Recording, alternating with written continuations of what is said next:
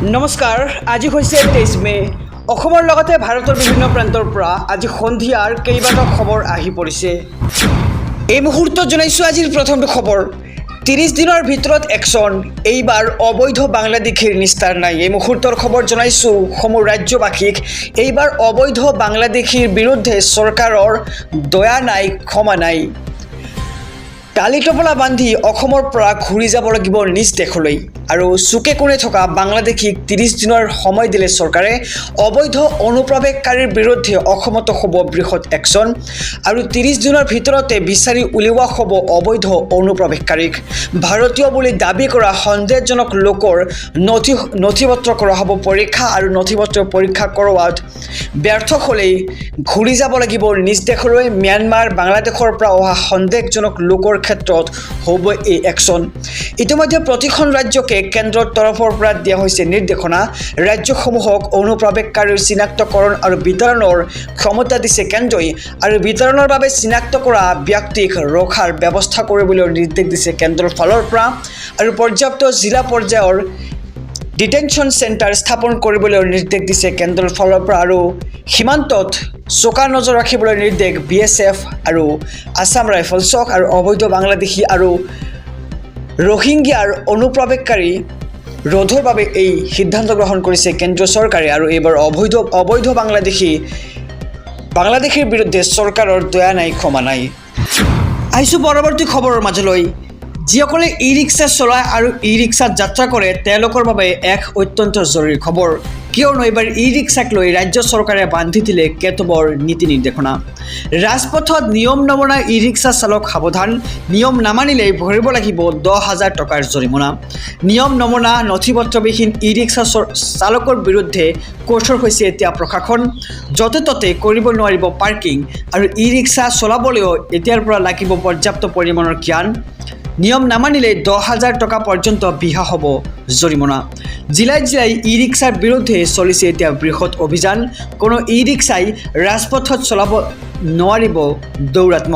পত্ৰবিহীন ই-ৰিক্সাৰ বিৰুদ্ধে পৰিবহণ বিভাগৰ এই অভিযান আৰু পত্ৰবিহীন ই-ৰিক্সাৰ পৰা 10,000কৈ জৰিমনা বিহে পৰিবহণ বিভাগে আৰু গৌৰীপুৰৰ কেইবাটাও প্ৰান্তৰ পৰা জব্দ কৰিছে কেইবাটাও ই-ৰিক্সা আৰু নিয়ম নমনা নথিপত্ৰবিহীন ই-ৰিক্সা চৰকাৰৰ চালকৰ বিৰুদ্ধে কঠোৰ হৈছে এতিয়া প্ৰশাসন।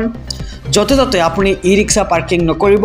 ই-ৰিক্সা চলাবলৈও আপোনাক লাগিব এতিয়াৰ পৰা পৰ্যাপ্ত পৰিমাণৰ জ্ঞান আৰু যদি আপুনি নিয়ম নামানে তেন্তে আপোনাক ভৰিব লাগিব 10,000 টকাৰ পৰ্যন্ত জৰিমনা। আহিছোঁ পৰৱৰ্তী খবৰৰ মাজলৈ। নিশালৈ বতৰে ল'ব পাৰে কালৰূপ। 21খন জিলালৈ এলাৰ্ট জাৰি কৰিছে আঞ্চলিক বতৰ বিজ্ঞান কেন্দ্ৰই। যিহেতু আজি ৰাতিপুৱাৰ পৰা ৰাজ্যৰ কেইবাখনো প্ৰান্তত বৰষুণ দেখিবলৈ পোৱা গৈছে আৰু আপোনালোকৰ অঞ্চলত বৰষুণৰ অৱস্থা কেনেকুৱা কমেণ্টত জনাওক। সলনি হৈছে বতৰ, নিশালৈ কাল ৰূপ ল'ব পাৰে বতৰে। 21খন জিলাৰ বাসিন্দালৈ বতৰ বিজ্ঞান কেন্দ্ৰৰ সতৰ্কবাণী। ঘণ্টাত 50 কিলোমিটাৰ বেগত বলিব বতাহ। বিজুলী ঢেৰেকণিৰে নিশালৈ নেৰানেপেৰা পৰা বৰষুণৰ সম্ভাৱনা প্ৰকাশ কৰিছে আঞ্চলিক বতৰ বিজ্ঞান কেন্দ্ৰই আৰু আপোনালোকৰ অঞ্চলৰ বতৰৰ অৱস্থা কেনেকুৱা কমেণ্ট বক্সত কমেণ্ট কৰি জনাওক। আপোনাৰ ফালে বৰষুণ দিছেনে নাই আপোনালোকে কমেণ্ট বক্সত কমেণ্ট কৰি জনাওক। কাইলৈৰ পৰা বুধবাৰলৈকে আৰু অধিক বেয়া হ'ব পাৰে বতৰ আৰু কোন কোন জিলালৈ এলাৰ্ট জাৰি কৰিছে বতৰ বিজ্ঞান কেন্দ্ৰই আমি সবিশেষ জনাই যাম SB অসম মিডিয়াৰ সমূহ দৰ্শকক।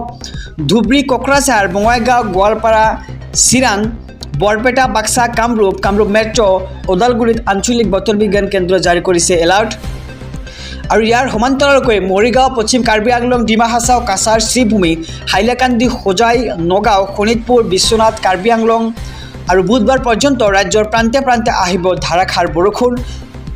সলনি হৈছে বতৰ, নিশালৈ কালৰূপ ল'ব পাৰে বতৰে আৰু আপোনালোকৰ অঞ্চলত বতৰৰ ৰূপ কেনেকুৱা, বৰষুণ দিছেনে নাই আপোনালোকে এটাকৈ কমেণ্ট কৰি জনাওক আমাৰ কমেণ্ট বক্সত। আৰু 21খন জিলাত বতৰ বিজ্ঞান কেন্দ্ৰই জাৰি কৰিছে সতৰ্কবাণী। ৰাজ্যবাসীৰ বাবে এক ডাঙৰ খবৰ। দীঘলীয়াকৈ জেলত থাকিব লাগিব মাটিৰ দালালসকল, চলিব বৃহৎ অভিযান।